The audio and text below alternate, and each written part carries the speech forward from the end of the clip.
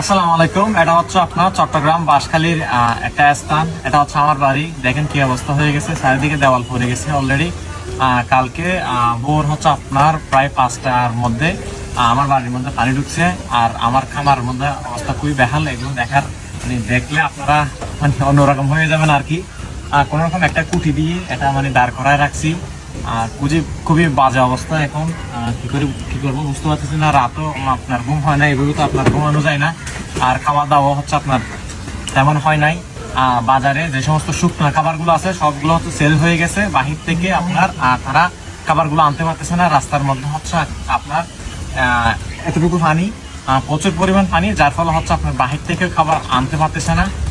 সবকিছু মিলিয়ে খুবই কষ্টের মধ্যে আছি। আরো আপনার এদিকে যদি দেখা যাবে আপনার কি পরিমাণ পানি হয়েছে এখানে দেখেন।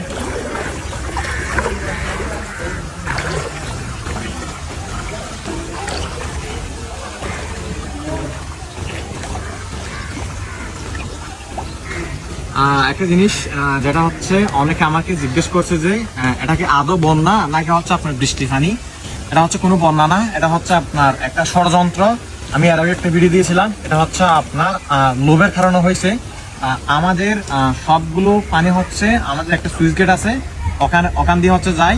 আর আমাদের যেটা খাল আছে সেটা হচ্ছে আপনার পুরোপুরি শুকনা খালের মধ্যে আপনার বিন্দু পরিমাণ পানিও নাই। একেবারেই স্বাভাবিক জোয়ার সাথে একেবারে আরো কম বেশি কম পানি আমাদের বর্তমানে খালের মধ্যে। আমি আপনাদেরকে এটা দিয়ে দেবো স্ক্রিনের মধ্যে। যিনি পরিচালনা করতেছে উনি হচ্ছে প্রতি বছরে এরকম করে আমাদের সাথে মাছ খাওয়ার জন্য উনি হচ্ছে পানি স্টক করে রাখে। পরবর্তী হচ্ছে আপনার যখন অতিরিক্ত পানি হয়ে যায় তখন হচ্ছে ওই পানি ছেড়ে সে এখানে জাল বসায়। কালকে প্রায় আমি বলছিলাম 5টার মধ্যে আমাদের বাড়ির মধ্যে পানি, আমাদের বাড়ি একেবারে তলিয়ে গেছে পানি ঢুকে। তারপর হচ্ছে আমরা প্রায় 9টার দিকে ওইদিকে গেছি, একটা দরজা খোলা নাই। আমরা নিজেরা গিয়ে শুধুমাত্র একটা দরজা খুলতে পারছি, বাকি দুইটা হচ্ছে আপনার খুলতে পারতেছি না।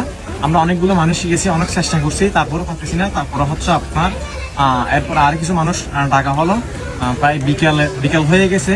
এগুলো ভেঙে সবকিছু আপনার মোটামুটি দুইটার মতো দরজা এখন আমরা খুলতে সক্ষম হয়েছি।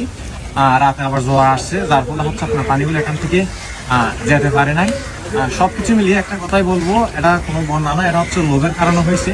আর ওনাকে আমরা ধরছি, ওনাকে জিজ্ঞেস করতেছি যে আপনি এরকমটা কেন করছেন। উনি বলতেছে সরকার থেকে আমার কাছে কোনো ধরনের টাকা আসে না, যার ফলে আমি এই দায়িত্বের মধ্যে একেবারে নাই বললে চলে। যদি এরকমটা হয়ে থাকে তাহলে হচ্ছে আপনার এটার সাথে সরাসরি সরকার দায়ী। আর সরকারের যারা কর্মী আছে, যারা বিশেষ করে হচ্ছে আপনার পানি বোর্ডের মধ্যে যারা চাকরি করে, তারা হচ্ছে সম্পূর্ণ দায়ী। যার ফলে আমরা উপরে কোনো ওনার বিরুদ্ধে পদক্ষেপ নিতে পারতেছি না।